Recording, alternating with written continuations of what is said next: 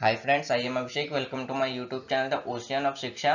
तो फ्रेंड्स, ये जो हमारी वीडियो सीरीज चल रही है जिसमें हम 27th year UPSC prelims question paper को टॉपिक वाइज और सब्जेक्ट वाइज डिस्कस कर रहे हैं, जिसमें से हमने मिडिवल और हिस्ट्री मिडिवल हिस्ट्री और एशियंट हिस्ट्री कंप्लीट कर लिया। आज से जो हमारा वीडियो सीरीज स्टार्ट होगा वो होगा मॉडर्न हिस्ट्री का। यानी कि हमारा एशियंट हिस्ट्री कंप्लीट हो चुका है, मिडिवल हिस्ट्री भी कंप्लीट हो गया कल हमारा। आज से जो हमारी वीडियो सीरीज चलेगी वो चलेगी मॉडर्न हिस्ट्री का। तो चलिए स्टार्ट करते हैं हम आज का डिस्कशन। आज का जो पहला क्वेश्चन है उसमें ये बताना है कि 1946 में जो इंटरमीडिएट गवर्नमेंट जो बनी थी उसके वाइस प्रेसिडेंट कौन थे, किसके? तो एग्जीक्यूटिव काउंसिल की। तो ऑप्शन ए है जवाहरलाल नेहरू, ऑप्शन बी है डॉक्टर राधाकृष्णन, ऑप्शन सी है सी गोपालाचारी, ऑप्शन डी है हमारा डॉक्टर राजेंद्र प्रसाद। तो इसका जो राइट आंसर है वो है ऑप्शन ए, यानी कि जवाहरलाल नेहरू।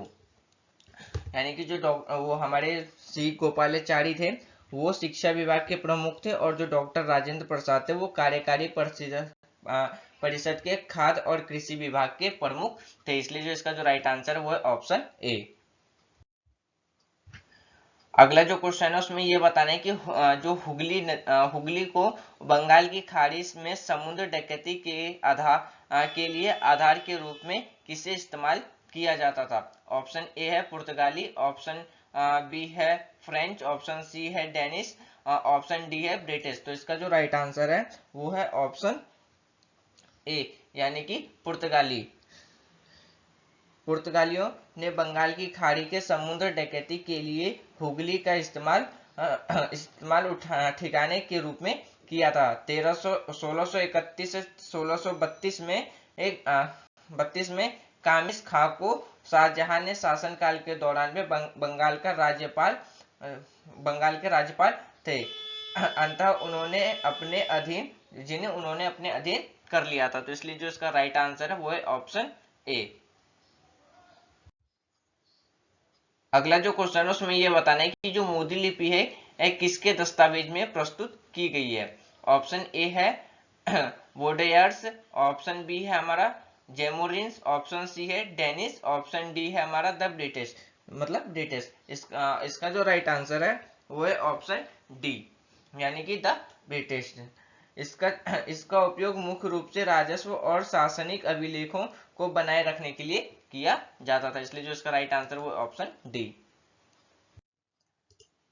अगला जो क्वेश्चन है वो एक मैप बेस्ड क्वेश्चन है, जिसमें हमें यह बताने की जो हमारा जो नंबर 1, 2, 3 और 4 जो स्थान अंकित किया गया क्रम के अनुसार उसके घातकों के स्थान कौन कौन से थे? तो ऑप्शन ए है सिंधिया, होलकर, गायवारा और भोंसले, ऑप्शन बी है होलकर, सिंधिया, गायकवाड़ और भोंसले, ऑप्शन सी है गायकवाड़, भोंसले, सिंधिया और होलकर, ऑप्शन डी है सिंधिया, होलकर, भोंसले और गायकवाड़। तो इसका जो राइट आंसर है वो है ऑप्शन ए, यानी कि सिंधिया, होलकर, गायकवाड़ और भोंसले। हमारा आंसर ए इसलिए सही है क्योंकि इसका उपयोग मुख्य रूप से ग्वालियर के सिंधिया, इंदौर के होलकर, गायकवाड़ के बदौरा का, नागपुर के भोसले। इसलिए जो हमारा इसका राइट आंसर था वो था ऑप्शन ए। अगला जो क्वेश्चन है उसमें हमें करेक्टली मैच बताना है कि कौन सा बैटल किसके साथ हुआ था। तो ऑप्शन ए है battle of Buxar, Mir Jafar versus Clive, option B है battle of Wandiwash, France versus East India Company, option C है battle of Chillianwala, Dalhousie versus Marathas, option D है हमारा डी है कि battle of Kharda, Nizam versus East India Company. तो इसमें हमें यह बताना है कि कौन सा जो बैटल है वो करेक्टली मैच है। तो इसका जो राइट आंसर है वो है ऑप्शन बी, यानी कि बैटल ऑफ वांडीवॉस, जो कि लड़ा गया था किसमें? तो फ्रांस और ईस्ट इंडिया कंपनी के बीच में। यानी कि जो 1660 में वांडीवॉस की लड़ाई और फ्रांसीसी अंत अंग्रेजों से हार गया था। बक्सर की लड़ाई 1764 में मुन्नोरों के अधीन अंग्रेजों ने मीर कासिम शुजा उद दौला और शाह आलम द्वितीय को हरा दिया था। तो इसलिए जो इसका राइट आंसर है वो है ऑप्शन बी। अगला जो क्वेश्चन है उसमें यह बताना है कि आदिवासी शब्द का प्रयोग पहली बार आदिवासी लोगों के लिए किसके द्वारा किया गया था। ऑप्शन ए है महात्मा गांधी, ऑप्शन बी है ठक्कर बप्पा, और ऑप्शन डी है ज्योतिषी फुले, ऑप्शन डी हमारा ऑप्शन सी है ज्योतिबा फुले, और ऑप्शन डी हमारा बी आर अम्बेडकर यानी कि डॉक्टर भीमराव अम्बेडकर। तो इसका जो राइट आंसर है वो है ऑप्शन बी, यानी कि ठक्कर बप्पा के द्वारा ही पहली बार आदिवासी शब्द का प्रयोग आदिवासी लोगों के लिए किया गया था। अगला जो क्वेश्चन है उसमें हमें लिस्ट 1 को लिस्ट 2 से करेक्टली मैच करना है। ए है हमारा गवर्नर जनरल ऑफ प्रेसिडेंसी, जो बंगाल के कौन थे, तो फोर्ट विलियम थे। कब? Regulating act, under regulating act 1773। B और पहला है हमारा Archibald Percival viscount and earl Wavell. B है हमारा governor general of India under charter act 1833। दूसरा है हमारा James Andrew Broun Ramsay earl and marquess of Cornwallis. C है हमारा governor general of India under Indian council act 1858। तीसरा है हमारा चार्लेस कॉर्नविल्स द्वितीय अर्ल एंड प्रथम मार्क्विस ऑफ कॉर्नविल्स। डी है हमारा governor general and crown representative under government of India act 1935। Fourth है हमारा Gilbert John Elliot Murray Kynynmound earl of Minto. पांचवा है हमारा Louis Mountbatten earl Mountbatten of Burma. तो हमें बताना है कि कौन सा इसमें करेक्टली मैच है। ऑप्शन ए है कि ए का 3 से, बी का 2 से, सी का 4 से, डी का 1 से करेक्टली मैच होगा।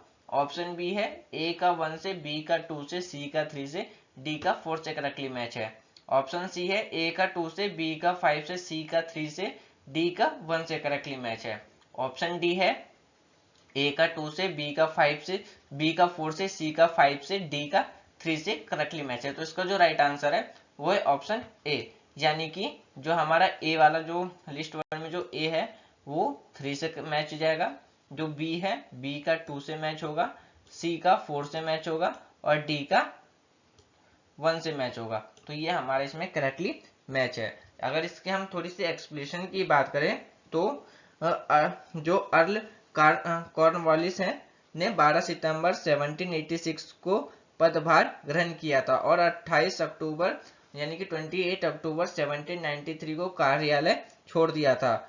मार्क्सवेल्स कॉर्नवालिस ने 30 जुलाई को मतलब 30 जुलाई 1805 को पोस्ट को संभाला था और 5 अक्टूबर